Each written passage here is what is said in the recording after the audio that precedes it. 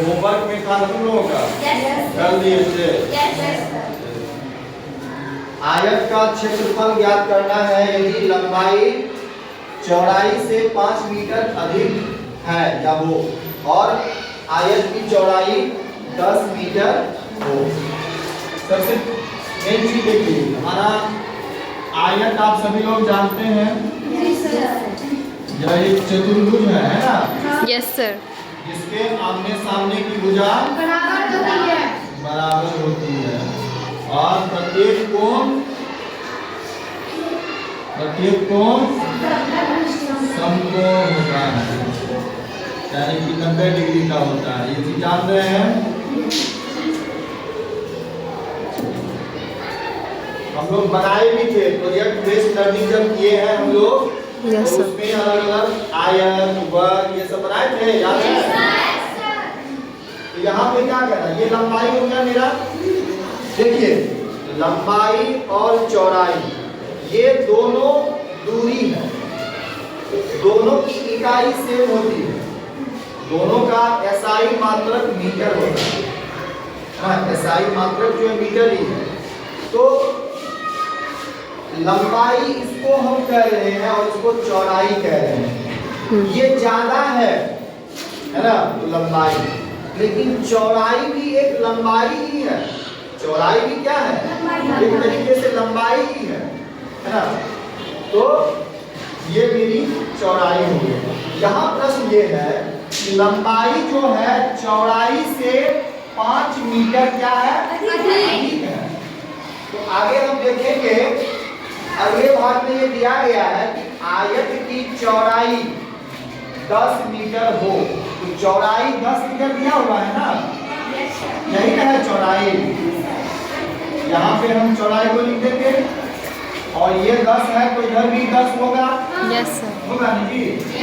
क्योंकि आमने सामने की भुजा क्या होती है? बराबर होती है।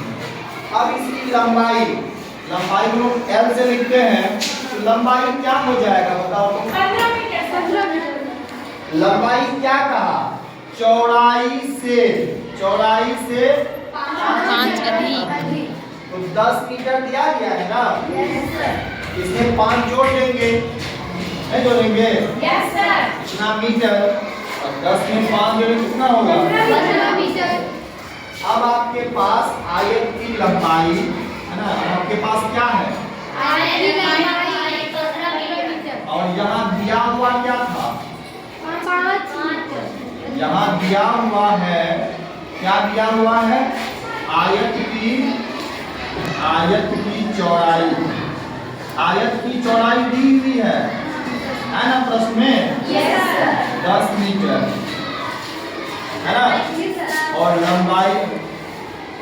लंबाई जो है ये हमने निकाला। लंबाई और चौड़ाई के बीच एक संबंध दे दिया कि लंबाई जो है चौड़ाई से 10 मीटर 5 मीटर अधिक है।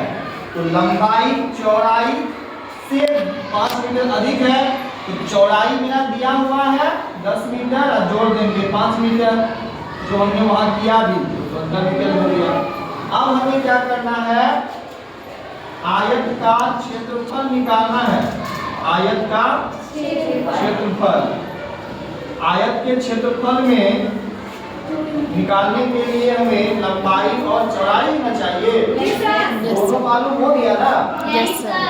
चौड़ाई इसको हम लोग B से, लंबाई को L से, लेंथ है ना? तो ये क्या होता है? लंबाई गुना चौड़ाई, सुना है ना? लंबाई गुना चौड़ाई। और इसी को हम लोग सिंबॉलिकली यानी कि सांकेतिक रूप में अगर लिखें, लंबाई को L से चौड़ाई को B से, तो L इंटू B या L गुना B। तो L मेरा कितना हो गया? 15 मीटर और चौड़ाई B 10 मीटर। 15 और गुना 10, देखिए 15 गुना 10, ये भी समझिएगा इकाई मीटर गुना मीटर ऐसे होता है। मीटर गुना मीटर। तो 15 गुना 10 कितना हो गया? 150 सही बोल। तो मीटर गुना मीटर मीटर स्क्वायर। आयत का क्षेत्रफल निकल गया 150 मीटर स्क्वायर, है ना? या इसी को बोलते हैं 150 वर्ग मीटर। मीटर स्क्वायर को ही हम लोग क्या कहते हैं? वर्ग मीटर। वर्ग मीटर इसी को कहते हैं, वर्ग मीटर भी कहते हैं। समझ में आ गया? Yes sir. Yes sir. लोग समझा?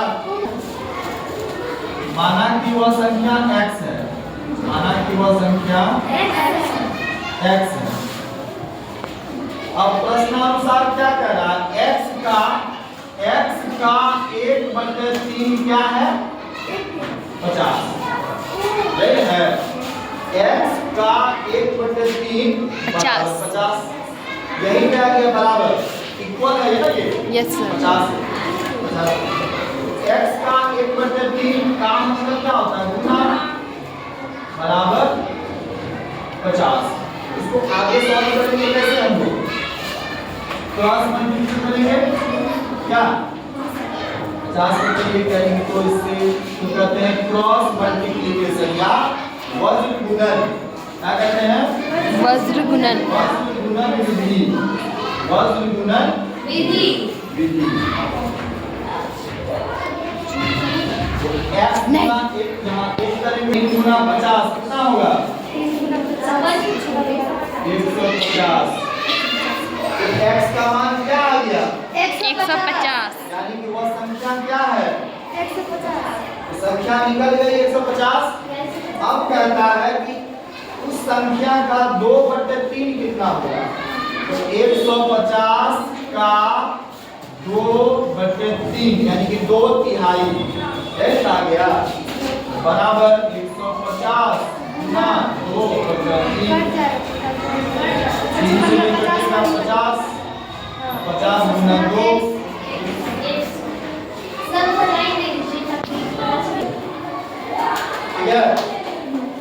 समझ में आ गई ना?